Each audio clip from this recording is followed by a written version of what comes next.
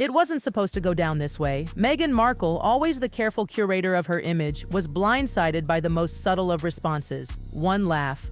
Kern Lima didn't scream, didn't unleash a fiery clapback, didn't release an emotional tirade on social media. No, she just laughed, but it wasn't the laugh of someone who's amused. It wasn't playful or even snarky. It was the kind of laugh that stings, dry, effortless, loaded with years of lived experience. And in that single moment, she shattered everything Meghan has worked so hard to build. Meghan was there for her first ever podcast appearance that wasn't controlled, prepped, or scripted. Gone were the entourages, the shiny PR machines. It was just Meghan and Jaime, two women on mics. The conversation was supposed to be empowering, to show off the polished, strong persona that Meghan's become known for. But something shifted. When Meghan tried to throw a jab, calling Jaime a hypocrite, a user, the air didn't thicken with tension. Jaime didn't flinch, she smirked, and then that laugh. And that was it. That laugh wasn't just a brush off, it was a statement. Who is Kern Lima, really? Now let's talk about Jaime. She doesn't need anyone's approval, especially not Meghan's. This woman didn't get where she is by playing games or seeking sympathy. She built a billion-dollar company from scratch. No royal title, no legacy of fame,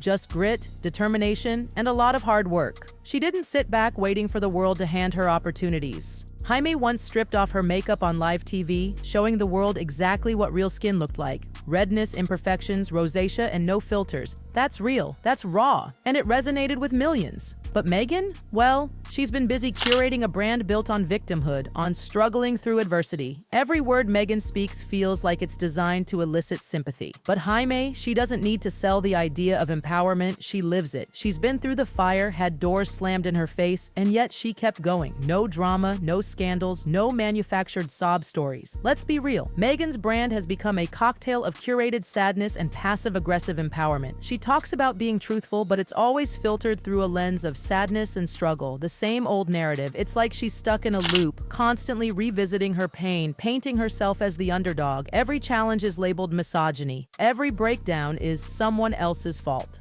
It's exhausting, and it's easy to see why Jaime's response hit so hard. Jaime doesn't need to pitch stories of her suffering to get ahead. She's already on top, having earned every inch of her success with no need to create enemies or play the victim. The difference is striking. Jaime has built something real, and that authenticity is exactly what made Meghan's jab look completely out of place. It was like watching someone try to throw shade at the sun. It's pointless. There's no comparison. The truth behind Jaime's laugh. Here's the kicker. Jaime didn't even have to defend herself. Her life is the defense. The years of rejection, the battles fought to get funding for her dreams, the countless hours spent building something from nothing. It all speaks louder than any words could. Jaime's business isn't about clever marketing or sensational drama. It's about hard work and a legacy of resilience. Meanwhile, Meghan's circle has been shrinking. It wasn't just the royal family that distanced themselves. First, it was Spotify, then Netflix, and now even the entertainment industry that once welcomed her is starting to pull away. People aren't saying it aloud, but the whispers are growing louder. Meghan is exhausting, not because she's outspoken or emotional, but because she's become a walking performance. It's always the same story. The brave woman battling the world, overcoming injustice, fighting for empowerment. But it's starting to feel tired, repetitive, and frankly, unconvincing. The fall of Meghan Markle's brand executives are starting to take note. The calls aren't coming in the way they used to. Deals are falling apart, projects are stalling. People are showing up to meetings already worn out. Not because they don't respect the platform Meghan and Harry have built, but because it feels like they've heard it all before.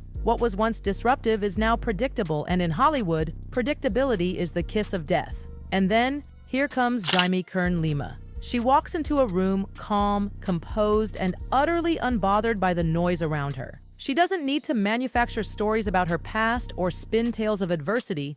She has the substance to back up her reputation. No PR tricks, no drama, just solid work that speaks for itself. What's become painfully clear is that Meghan's presence isn't commanding the rooms like it used to. She doesn't walk in with the same level of impact she once had. Now, when she steps into a space, people don't know which version of her they'll get. Will it be the polished, confident advocate, or the defensive, self-absorbed woman who's always ready to fight against the world? It's exhausting just watching it. When you become unpredictable in the worst way, people start to question question whether you're worth the effort. Executives and producers who once jumped at the opportunity to work with Meghan are now saying no without hesitation. It's not because she's controversial, it's because they've grown tired of the chaos that follows her. Every new deal comes with baggage. Every press release feels like it's followed by a dozen corrections. There's no real consistency, and in an industry where stability drives success, that's the kiss of death. Jaime, on the other hand, walks into a room and immediately commands respect. There's no need to prove herself. Her track record does that for her. There's no drama, no baggage, just pure professionalism. And when people see that, they gravitate toward it. Jaime doesn't need to chase headlines because her work speaks louder than any sensational story ever could.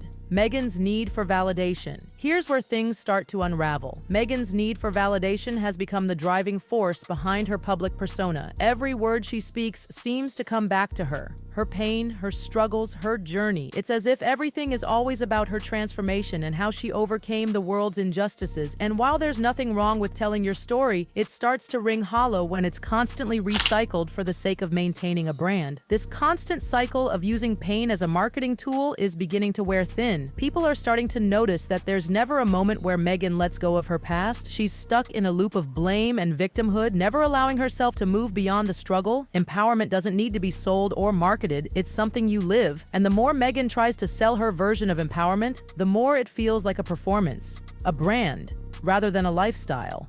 And Jaime, she doesn't need to be the center of attention to be empowering. She doesn't have to talk about her journey of overcoming adversity every time she speaks. She doesn't need the world to see her pain to validate her success. Jaime's empowerment is grounded in authenticity, and that's something Meghan just can't fake.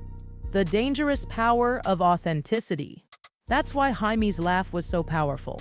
It wasn't a laugh meant to humiliate Meghan. It wasn't about putting her down. It was a quiet declaration that not every woman will play along with the victimhood narrative. Jaime didn't need to play the game. She's already won it without making a spectacle of herself. Meghan didn't just lose the room because of her emotional outbursts. She lost it because her act has grown tired. The narrative that she's been selling for so long is starting to feel like noise. People are getting tired of hearing the same story over and over again. And when you keep repeating the same message, people stop listening. Jaime didn't need to say anything to make Meghan look bad. Her authenticity and resilience did all the talking. The shifting tides in Hollywood. And that's the real shift happening right now. Hollywood is starting to see through the act. They're tired of the constant back and forth, the drama, the empty promises. What was once fresh and revolutionary about Meghan's brand is now starting to feel like a rerun. The industry doesn't have the patience for it anymore. Executives are cautious now. They're not excited about Meghan's projects. They're cautious about them. They know that every new deal will come with baggage, and that's something they just can't afford. They don't want to walk on eggshells every time they're around someone who's constantly on the defensive. Meanwhile, Jaime's name is becoming synonymous with success, not controversy.